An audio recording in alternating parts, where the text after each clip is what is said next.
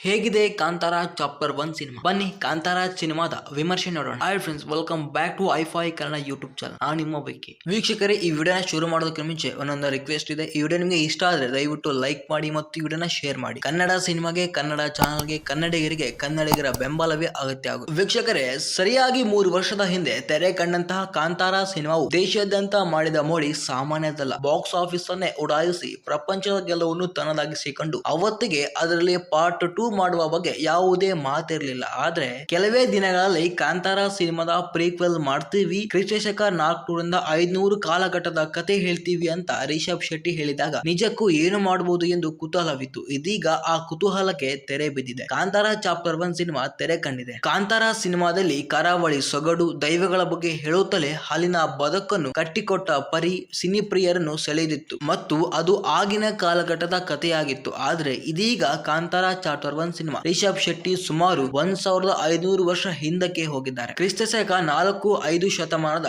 ಕದಂಬರ ಆಳ್ವಿಕೆಯ ಸಮಯವನ್ನು ಹಿನ್ನೆಲೆಯಾಗಿಟ್ಟುಕೊಂಡು ಒಂದು ಮಾಯಾವಿ ಲೋಕವನ್ನೇ ನೋಡುಗನ ಮುಂದಿರಿಸಿದ ರಿಷಬ್ ಶೆಟ್ಟಿ. ವೀಕ್ಷಕರೇ, ಕಾಂತಾರ ಚಾಪ್ಟರ್ 1 ಸಿನಿಮಾದ ಕಥೆ ಏನ್ ಗೊತ್ತಾ? ಬಾಂದ್ರಾ ರಾಜಮನೆತನ ಮತ್ತು ಈಶ್ವರ ಹೂದೋಟ ಜನರ ನಡುವಿನ ಯುದ್ಧವೇ ಪ್ರಧಾನವಾಗಿಟ್ಟುಕೊಂಡು ಮಾಡಿರುವ ಕತೆ ಕಾಂತಾರ ಚಾಪ್ಟರ್ 1 ಚಿತ್ರದ್ದು. ಈಶ್ವರ ಹೂದೋಟದ ಮುಂಚೂಣಿಯ ಯುವ ನಾಯಕ ಬೇರ್ಮೆ ಆಗಿ ನಟ ರಿಷಬ್ ಶೆಟ್ಟಿ ಕಾಣಿಸಿಕೊಂಡಿದ್ದಾರೆ. ಬಾಂದ್ರಾ ರಾಜ ಮನೆತನದ ಅರಸನಾಗಿ ಜಯರಾಮ್. ಇವರ ನಡುವಿನ ಸಮಯದಲ್ಲಿ ಕುಲಶೇಖರ ಅವರು ದೈವಕ್ಕೂ ಹೂದೋಟಕ್ಕೂ ಯಾವ ನಂಟು ಎಂಬುದನ್ನು ತೆರೆ ಮೇಲೆ ಅದ್ಭುತ ಮೇಕಿಂಗ್ ನೊಂದಿಗೆ ಹೇಳಿದ್ದಾರೆ ನಿರ್ದೇಶಕ ರಿಷಬ್ ಶೆಟ್ಟಿ. ನಿಮಗೆ ಅನಿಸ್ಲಿಲ್ಲ ಮತ್ತೊಮ್ಮೆ ರಿಷಬ್ ಒನ್ ಮ್ಯಾನ್ ಶೋ ಅಂತ? ವೀಕ್ಷಕರೇ, ಕಾಂತಾರ ಚಿತ್ರದ ನಟನೆಗೆ ರಾಷ್ಟ್ರ ಪ್ರಶಸ್ತಿ ದೊರೆತಿದ್ದ ನಟ ರಿಷಬ್ ಶೆಟ್ಟಿ ಈ ಬಾರಿಯೂ ತಮ್ಮ ನಟನ ವಿಶ್ವ ಸ್ವರೂಪವನ್ನು ತೆರೆದಿಟ್ಟಿದ್ದಾರೆ. ನಟನೆ ಜೊತೆಗೆ ಈ ಸಲ ಆಕ್ಷನ್ ಸೀನ್ಗಳನ್ನು ಕೂಡ ಭಯಾನಕವಾಗಿ ಮಿಂಚಿದ್ದಾರೆ. ಎಂದಿನಂತೆ ಕ್ಲೈಮ್ಯಾಕ್ಸ್ ನಲ್ಲಿ ಬೆರಗು ಮೂಡಿಸುವಂತಹ ನಟನೆಯೊಂದಿಗೆ ಫುಲ್ ಮಾರ್ಕ್ಸ್ ಪಡೆದಿದ್ದಾರೆ. ಕನಕವತಿ ಪಾತ್ರದಲ್ಲಿ ರುಕ್ಮಿಣಿ ವಸಂತ್ ಅವರು ಕೂಡ ಭರ್ಜರಿಯಾಗಿ ಮಿಂಚಿದ್ದಾರೆ. ಈವರೆಗೆ ಮಾಡಿದ ಪಾತ್ರಗಳೇ ಒಂದು ತೂಕವಾದ್ರೆ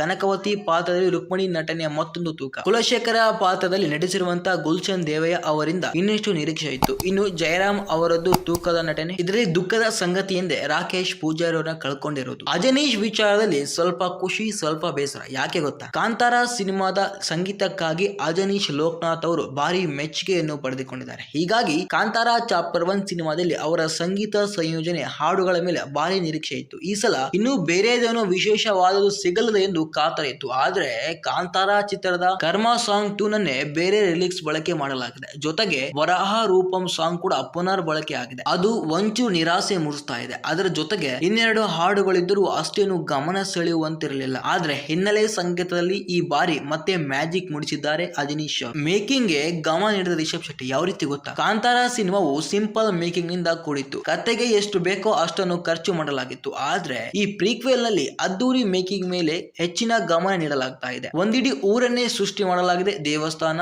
ಅರಮನೆ, ದರ್ಬಾರ್ ಸೆಟ್ಗಳು ಗಮನ ಸೆಳೆದಿದ್ರೆ ಈಶ್ವರ ಹೂದೋಟ ಎಂಬ ಕಾಡಿನೊಳಗಿನ ಜಗತ್ತು ಮತ್ತೊಂದು ಮಾಯಾಗಿದೆ. ಸಿನಿಮಾದ ಅದ್ದೂರಿತನದ ಮೆರುಗುಗಳು ಇನ್ನಷ್ಟು ಹೆಚ್ಚಿಸುವುದು VFX ಗಳು. ಕಾಂತಾರ ಚಾಪ್ಟರ್ 1 ಚಿತ್ರಕ್ಕಾಗಿ VFX ತಂಡ ಬಹಳ ಅಚ್ಚುಕಟ್ಟಾಗಿ ಕೆಲಸ ಮಾಡಿದೆ. ಹುಲಿ, ಕಾಡು ಪಾಡು, ಕೆಲ ಕಾಡಿನ ದೃಶ್ಯಗಳು ಸೇರಿದಂತೆ ಎಲ್ಲವೂ ಕೂಡ ಬಹಳ ಅಮೋಘವಾಗಿ ಕ್ರಿಯೇಟಿವಿಟಿ ಮಾಡಲಾಗಿದೆ. ಎಲ್ಲಿಯೂ ಇದು VFX ಅಂತ ಅನ್ನಿಸೋದೇ ಇಲ್ಲ. ಅಷ್ಟರ ಮಟ್ಟಿಗೆ VFX ಟೀಮ್ ಕೆಲಸ ಮಾಡಿದೆ. ರಿಷಬ್ ಶೆಟ್ಟಿಗೆ ದೊಡ್ಡ ಬಲವಾಗಿ ನಿಂತವರು ಎಂದರೆ ಅದು ಛಾಯಾಗ್ರಾಹಕ ಅರವಿಂದ್, ಕಲಾ ನಿರ್ದೇಶಕ ಧರಣಿ ಹಾಗೂ production direction Vinesh. Arvind Kashyap camera ಕಣ್ಣಲ್ಲಿ ಕಾಂತಾರ ಚಾಪ್ಟರ್ 1 ಸಿನಿಮಾವು ಸೊಗಸಾಗಿ ಸೆರೆಯಾಗಿದೆ. ಕತ್ತಲು ಬೆಳಕಿನ ಆಟದಲ್ಲಿ ಅರವಿಂದ್ ಕಾಶ್ಯಪ ಗೆದ್ದಿದ್ದಾರೆ. ಜೊತೆಗೆ ಕಲಾ ನಿರ್ದೇಶಕ ಇಡೀ ಸಿನಿಮಾ ಮತ್ತೊಂದು ಹಂತಕ್ಕೆ ಕೊಂಡಿದ್ದಾರೆ. ಊರಿನೊಳಗೆ ರಥ ಉರಿದು ಬಂದ ದೃಶ್ಯ, ಕುದುರೆಯೊಂದು ಮದವೇರಿ ಬೀದಿಯಲ್ಲಿ ಓಡಾಡುವ ದೃಶ್ಯ, ಬ್ರಹ್ಮ ಕಳಶದ ದೃಶ್ಯಗಳ ಮೇಕಿಂಗ್ ಟಾಪ್ ಕ್ವಾಲಿಟಿಯಿಂದ ಕೂಡಿದೆ. ಎಷ್ಟೇ ಬೇಡವಂದ್ರೂ ಆಡಿಯನ್ಸ್ ಕಾಂತಾರ ಸಿನಿಮಾದೊಂದಿಗೆ ಕಾಂತಾರ ಚಾಪ್ಟರ್ 1 ಹೋಲಿಕೆ ಮಾಡುವುದು ಸಹಜ. ಅದರಲ್ಲಿ ಕ್ಲೈಮ್ಯಾಕ್ಸ್ ನಲ್ಲಿ ಹೀರೋ ಶಿವನ ಮೇಲೆ ದೈವ ಆಹ್ವಾನ ಆಗುವ ದೃಶ್ಯಗಳು ಇಡೀ ಚಿತ್ರದ ತೂಕವನ್ನು ಹೆಚ್ಚಿಸ್ತಾ ಇದೆ. ಅಲ್ಲಿ ಕೊನೆಯಲ್ಲಿ ಬಂದಂತಹ ದೃಶ್ಯಗಳು ಇಲ್ಲಿ ಬಹುತೇಕ ಕಡೆ ಬರುತ್ತವೆ. ಫಸ್ಟ್ ಹಾಫ್ ನಲ್ಲಿ